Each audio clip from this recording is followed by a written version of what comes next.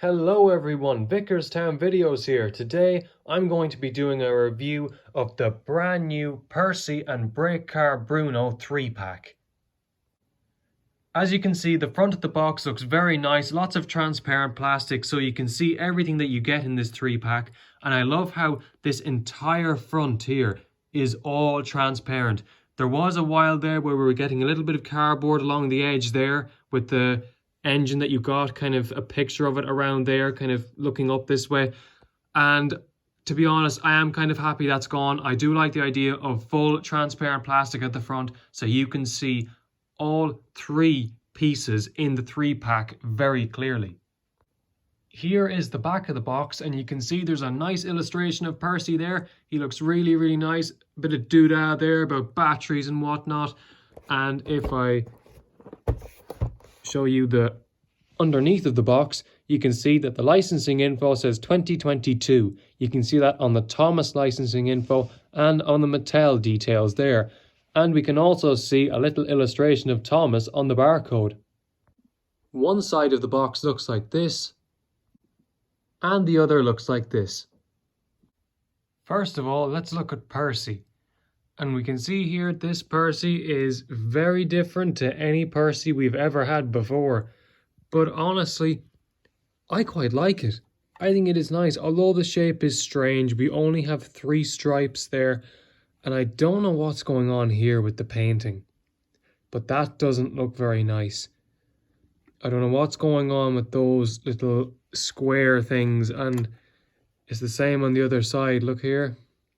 Look at those bits there. I don't know what it is. It seems like the stripes nearly put on in 3 sections, and the 3 sections don't really line up perfectly. I mean, they are not in line. Now, maybe I'm just nitpicking with that. Some people might think you're being a little bit unfair, and maybe I am, but I'm just very critical of these kind of things because Mattel need to be making a very good first impression with these toys if they're going to sell them. And personally, I don't like that kind of business. I don't think that looks very good. But that's only one minor complaint. Apart from that, I can't see anything really wrong with this Percy. So around the back there, load of coal detail there, coal bunker. The switch is a bit different. You can see it goes forward a lot more than before. A little bit of a click when it goes back also, and it's red now. Not quite sure why they changed the colour of that. Number 6 is very large. Big window there at the cab. No cab doors anymore. Nothing like that. Big yellow whistle. Big yellow dome. Funnel that's bent back this way. And it's hollow as well, so I suppose that is nice. Unfortunately, we have no painted buffers. It would be nice if the buffers were painted. That's one recommendation I would give to the people working at Fisher-Price. Maybe if the buffers were painted, it would look a little bit nicer. The wheels are slightly different too. You can see they're kind of a smooth finish now. Different how they were before. They nearly had like spokes or something on them before. I don't know exactly what they're called on train wheels.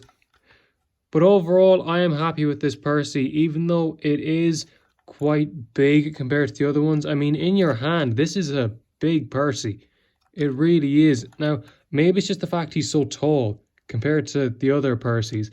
And I think we'll actually make a comparison between this Percy and that one right there. These Percys are very different indeed. And I think you can understand why some people are struggling with the new toys. Because this is what they're used to.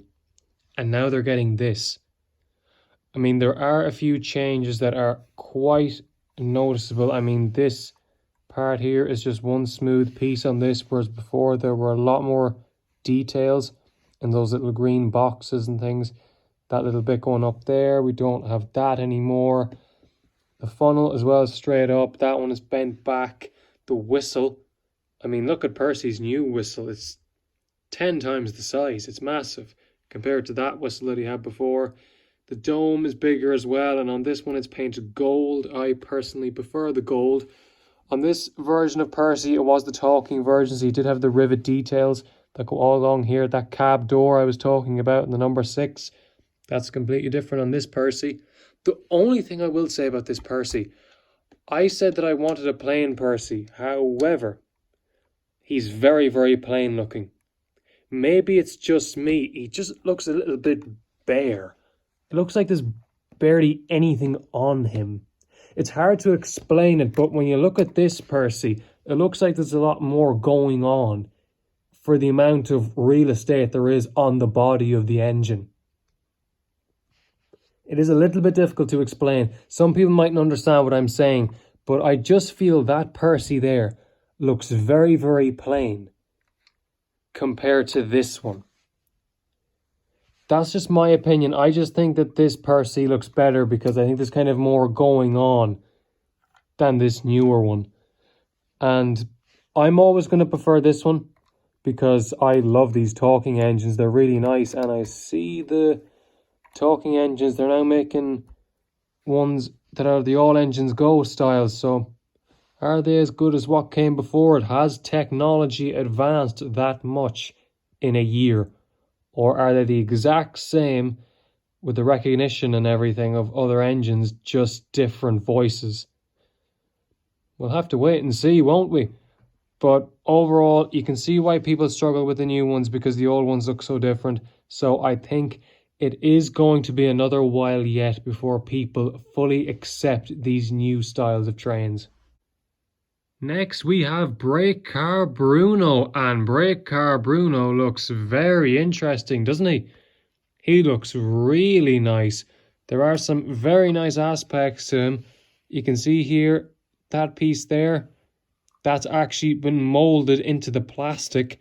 That's not just a sticker or something. He has a little lamp there that looks really nice too.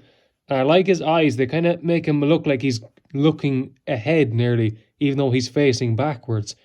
I like that idea a lot. I like the details on the top of the roof there, that little thing there. And you can feel it. It is in the plastic, like the wood planks or something on the side of him. Number 43 there. We can see a little bit of a handrail there. The wheels, the newer style of wheels, from what I can see. And one thing I noticed about Bruno was it's kind of difficult to see. It might be easier to see if he's upside down. He has very little ground clearance. And I mean very little, barely any in fact. So I don't know will that affect how he runs on play sets or not. I don't know. Now there is a bit of detail underneath as well. Those things there. That is also nice to see. Bit of a ladder there as well. Flip them around this side. We can see a few details there. However, none of them are painted, so we can barely see them. And that side is the same as the side before. And that number 4 and number 3, it looks like the exact same fonts as Gordon's 4 and Henry's 3. That's what it looks like to me, because it looks like the 4 and the 3 don't really match each other for some reason.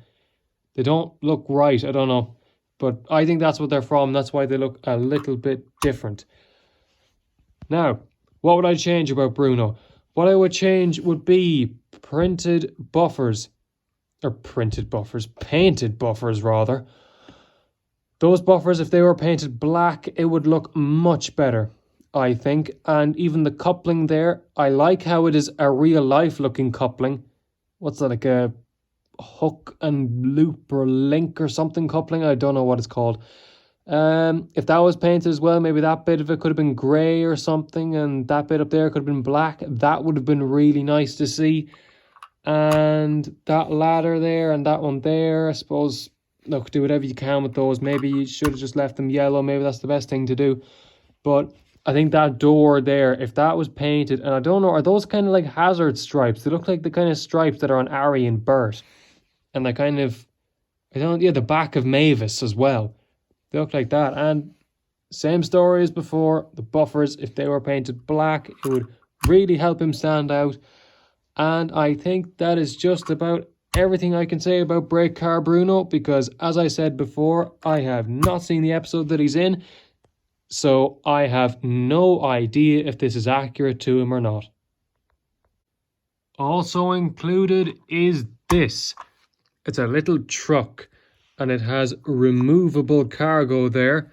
So you can put something in there and then hide it away in there under that.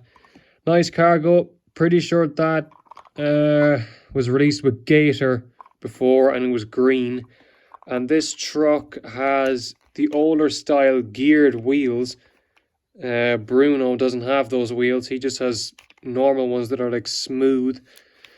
2017 Mattel underneath there as a date, but it doesn't really matter with these kind of trucks, does it? They're all kind of the same. It has the rigid rear coupling there. That shows you that it's fairly new.